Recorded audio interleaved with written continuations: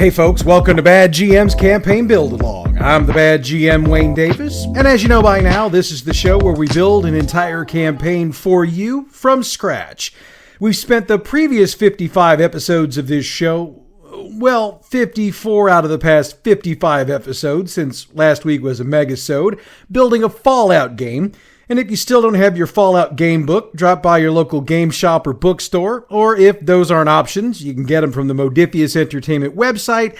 That's modifius.net. And I do get the question from time to time, what do you mean by if those aren't options? Well, I know we've got some listeners who live in places where access to a game shop or a bookstore is pretty limited, or it takes a pretty long drive to get to.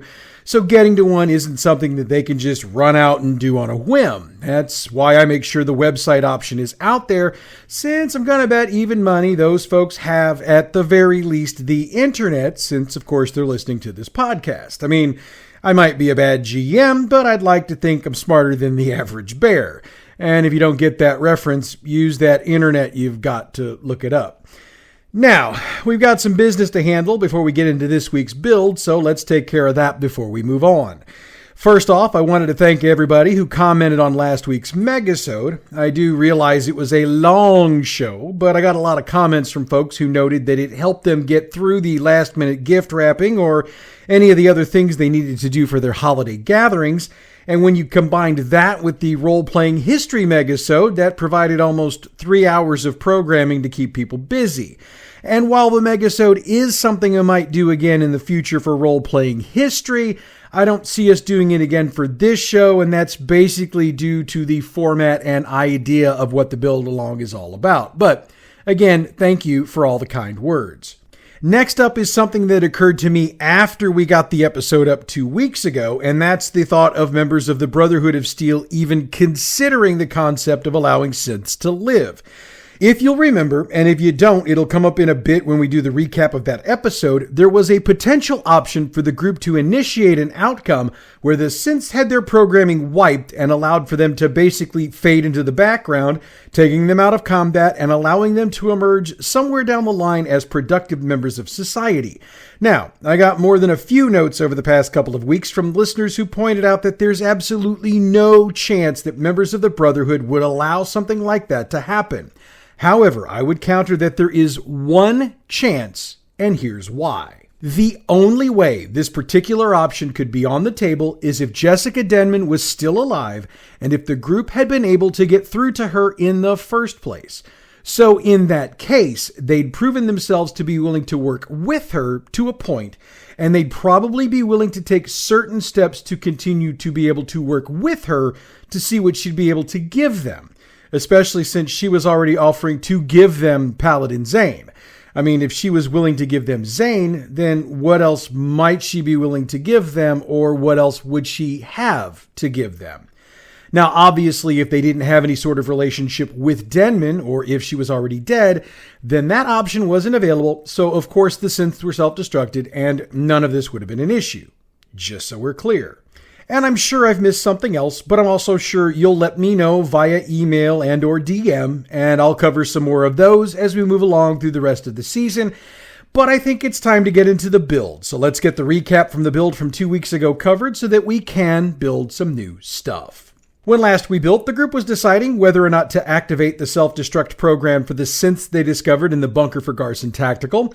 For the most part, there was really only one option, but there was a question as to whether to activate it immediately or to contact the Pacificus and make Elder Sandvar aware. As I mentioned a moment ago, if Jessica Denman was alive and if they'd been able to work with her previously, there was another option, and if they took advantage of it, there was the potential for another outcome. With Garson Tactical now officially off the board, Elder Sandvar had gotten word about the potential location of Paladin Zane and her crew. She tasked the group with teaming up with Paladin Cook on the ground near Diamond Pass, and she informed them that Cook's got more info for them when they would meet with her. Cook's info was that Victor had contacted her with more intel, though she was aware that Zane was supposedly operating out of the Old Keel Auditorium, which shouldn't be possible considering it was virtually destroyed during all the bombing during the war. Victor did request they stop in to see him at the Symphony Hall to get the information, But of course, the group decided to check out the auditorium on the way by, and they noted that Victor had Mr. Gutsy's keeping an eye on the place. On the Opera House side, the group also noted that there were protectrons where there were once super mutants, so it was obvious there had been a change in ownership, though who was owning it at this point just wasn't clear. On their way to the Symphony Hall, they noticed the Fox Theater was being rebuilt, and once they got inside the Symphony Hall to speak with Victor, they found out he's the one doing the rebuilding. He told them he's moving his business there. He reported that the Brotherhood of Steel, Zane's group, has taken over the Opera House, and he does have people on the inside that have reported to him that Zane and her 3 cohorts have gone in, but they haven't come out. And since all 4 had been seen going in wearing their power armor, they would have had to gone back out through the front door. We ended the build with Victor telling the group he now sees them as equal partners, and he was encouraging them to see this mission they're on to its conclusion. So we're going to pick up the build at that point. Now, the group's got some game planning to do here, especially since they've got some options. And before we get too far into the options, we should note that Mackenzie Cook was not part of the meeting with Victor, mostly because she felt like the group should meet with him by themselves, and that's because she felt that it was their deal. And we can safely assume that because it has been their deal for pretty much the entirety of the campaign to this point. Of course, if you've been using somebody other than Victor, you know the drill. So let's take some time here and work on our options. Option number 1 is a full frontal assault. Now, the reality is that there are some groups out there that will probably want this option. I would be doing everything I could to talk your group out of this, and I do it for one simple reason. Victor's got people inside that are working for him, and they'll get caught in the crossfire and they'll die. No question. There's another obvious reason, and that's the fact that this is going to be a serious combat slog. I'm talking about a multiple session, most likely, resource draining, possibly party member killing combat slog. Now, I'll build it out in a special episode just in case somebody decides they want to use it, but I'm not going to take up time in the regular rotation for this because I don't see it being the most logical choice for a group to use, especially at this point in the season. It's also not the choice I would see my group making, though since they've already taken Zane out of the picture, this isn't something they need to do anyway. And for the record, that special build has already been written up. It'll hit the podcast feed at noon Central Time today. Option number 2 is the application of high explosives. Now, this does have the advantage of eliminating the entire structure rather quickly and with a minimum of damage to the group.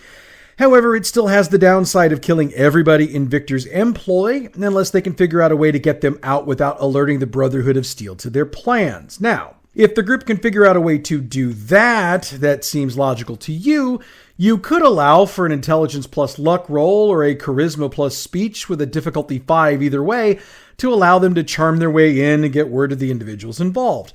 Of course, that would require them to meet with Victor and find out who those people are first, and since he's got a few who are deep in the organization, it's going to be really hard to get to them, so this option might not be the most ideal to go with. But if your group insists on going with it, let it be. And between you and me, it's probably not going to accomplish what they think it will anyway, other than to eliminate personnel other than the 4 they really want and then waste some explosives. So while they'll think they've done something and move on to the next target, they're going to have a surprise waiting for them later on. Option 3 is the most logical choice for them to go with, and therefore is the choice we are going to build out. If you'll think back to the show from 2 weeks ago, we noted reports from multiple people about individuals that had been seen coming into and out of the rubble of the auditorium. That means there must be a way to get in and get out of there. So if the group wants to get to Zane and her team without being obvious about it, that would be the best way to do it. Now, there's a very obvious downside to this, and that's the fact that they'll have to leave their power armor behind to do it, and they're obviously not going to just leave it sitting around. So they're going to need to radio into the Pacificus, and either they can do it or Cook can do it. She's going to go with the group anyway, so it doesn't matter who handles it. The request is going to be very specific. The Vertibird is to return to Diamond Pass to pick up everybody's power armor and deliver a full set of heavy combat armor for each member of the team.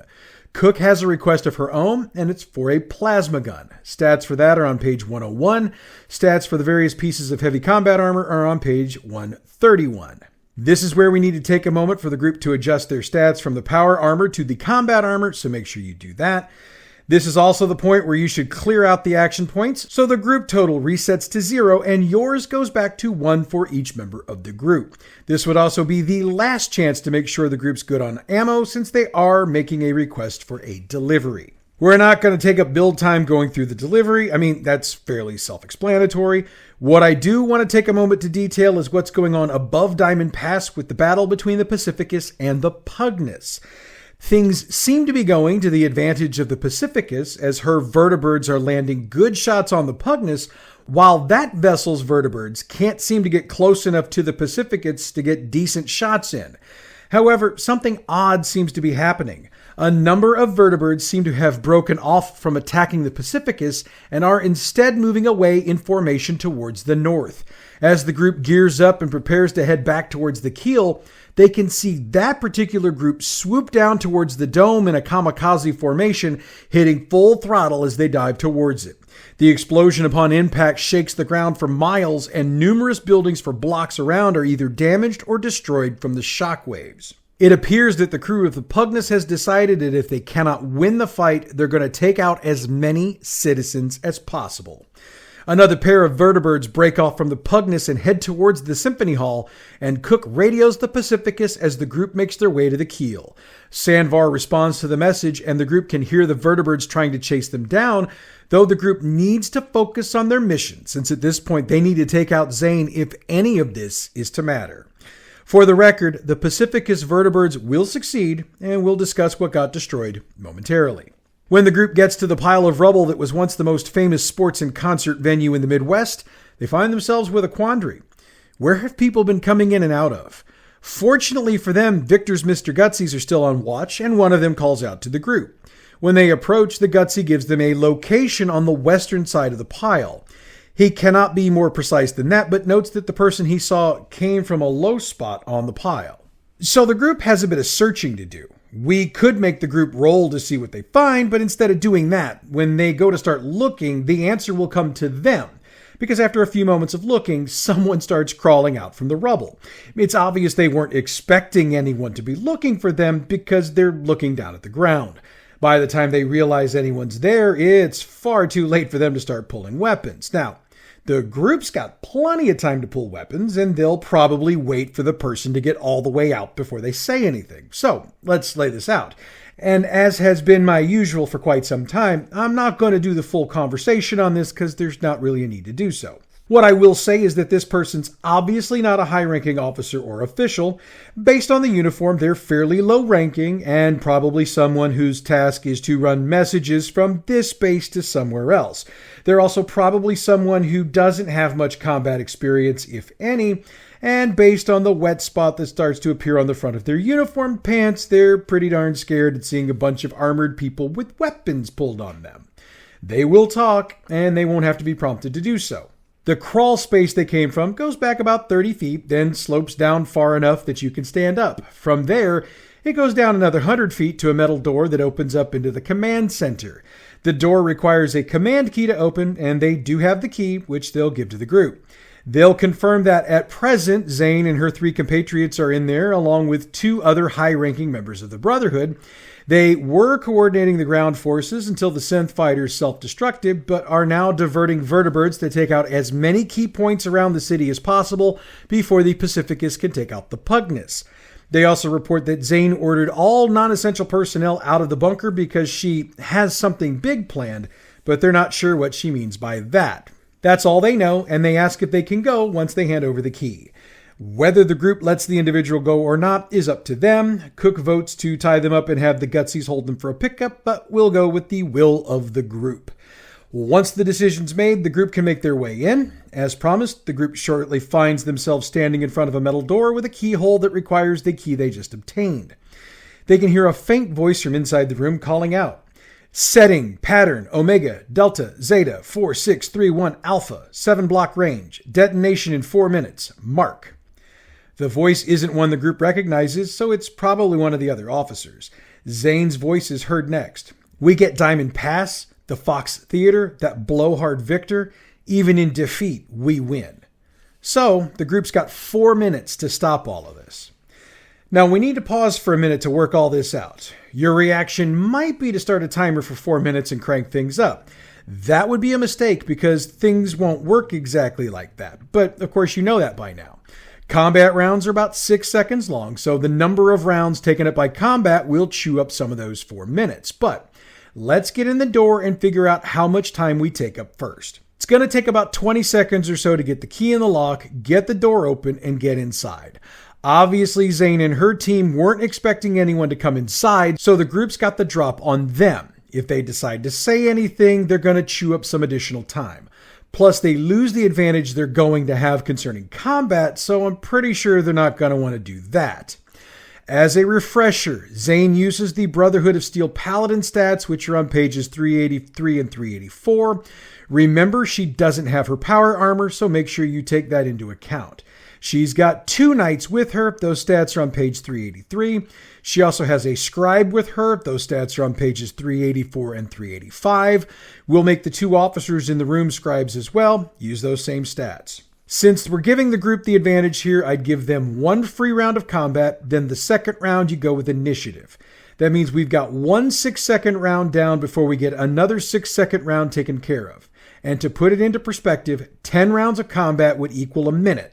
So unless this combat really slogs, the group should have at least 2 minutes to get to a terminal and stop the countdown. Theoretically. That being said, we do have an opportunity to toss a wrench into the works. If at any point somebody comes up with a complication but no hit, they hit the console. We'll give it 15 health points, so it at least has a fighting chance. Once it gets to 0, they won't be able to stop the countdown. But losing points is going to make it harder. So the combat's over and the group needs to shut the countdown off. That means it's time for the intelligence plus science check. The difficulty of the check depends on how much damage the console took. No damage makes the difficulty a 2. 1 to 5 points is 3, 6 to 10 is a 4, 11 to 14 is a 5. Also, the damage taken adds to the time. No damage is about 30 seconds, 1 to 5 is a minute, then a minute 30, then 2 minutes, so watch the time and add the tension. Of course they're going to succeed. They're also probably going to want to figure out where these explosives or missiles or nukes or whatever they are so they can't be used again, since if they could be controlled by computer from here, what's to keep them from being controlled from the Pugnus, right? First things first. Cook radios the Pacificist to bring Elder Sandvar up to speed on the mission, and she orders ground troops to the Opera House to secure it for the Brotherhood. She also authorizes Cook and the group to do whatever it takes to backtrack through the system and locate the explosives and take care of them. Again, whatever it takes. Since the group's already got a console to work from, they can try to hack it and find out. They've already been in it to shut things down, so lower the difficulty number down by 1 from whatever it was before. Success provides them with 3 options: Operation Endgame, Addendum, and Locked. Let's do these in order. Operation Endgame reads, in case of a potential, yet unlikely, defeat at the hands of an opposing force, dozens of nuclear devices have been buried under strategic locations in the downtown area. They have been linked together and the program can be personalized to a single user. However, the user must be based on the ground and must be located within the blast range. Therefore, this will be a suicide mission. Addendum reads, since the previous entry, 4 of the devices have been removed due to the owners of the facilities in question allying themselves with our cause. Should those alliances change in the future, we will need to alter our plans for dealing with them. Locked will require another hack. This is a 5 difficulty regardless. Once they hack in, they find that it was placed here about 3 days ago. It reads, if you have managed to hack into my file, then you deserve to know this. Your endgame is a lie. I found out about your little plan 6 weeks ago and removed the nuclear materials and explosives from the devices. I would like to thank you for the immense amount of profit your organization has given me, and while I would like to say that I owe you one, the truth is that I do not owe you anything. Without any respect whatsoever, Victor. Postscript. If this is one of my friends reading this and wondering if this is legitimate, ask yourself this. Why am I choosing to remodel the Fox Theater? So it would appear that there aren't any explosives, and it would also appear that Victor has some explaining to do, or at least there's a bit of an explanation as to where he got all the caps he's using to remodel the Fox. Cook's got a grin on her face when they figure it all out, and she finds the door that lets them out of the bunker and back out through the main entrance of the Opera House. By this point, her Brotherhood team has moved in, and they've taken prisoners and secured the facility. They inform her that Elder Sandvar would like to see both her and the group in person, as there are a few more things that have come up that need to be taken care of, but they need to be taken care of in person. And even though we're coming in a bit short again, I think we'll bring the build to a close. Oh, but first, what got destroyed in that vertibird attack earlier? The chase team managed to drop that other team over the wreckage of St. Louis University, and you can tell because you can still see the smoke and the flames as they're coming out of the keel. So that handles that. Next week, we get the group another mission, and we get one step closer to the end. Also, as I promised, the frontal assault episode will be up at noon Central Time today. So you'll be able to check that out in the regular podcast feed at noon Central Time today. In the meantime, check out Role Playing History. This week we close out 2023 with a year-end news review. Role Playing History is available wherever you get your podcasts or on our website, badgmproductions.net. All Fallout role-playing game materials referenced on this show are the trademarked and copyrighted properties of Modiphius Entertainment through their license with Bethesda Games and are utilized on this show for entertainment purposes only. To check out all the products produced by Modiphius, check out your local game shop or their website, modiphius.net. The music we use for this show comes from Pixabay.com. Check them out for all your license-free, royalty-free music needs. Bad GM's Campaign Build-Along is a production of Bad GM Productions. We've come a long way this year and have a presence all over social media. So check out the info box for this show or the website to see where you can follow us. Next week, we pick up another mission for our group and get one step closer to the end of the campaign, so you're not going to want to miss it. That's next week, though. Until then, I'm the Bad GM Wayne Davis, and I'll see you at the game table.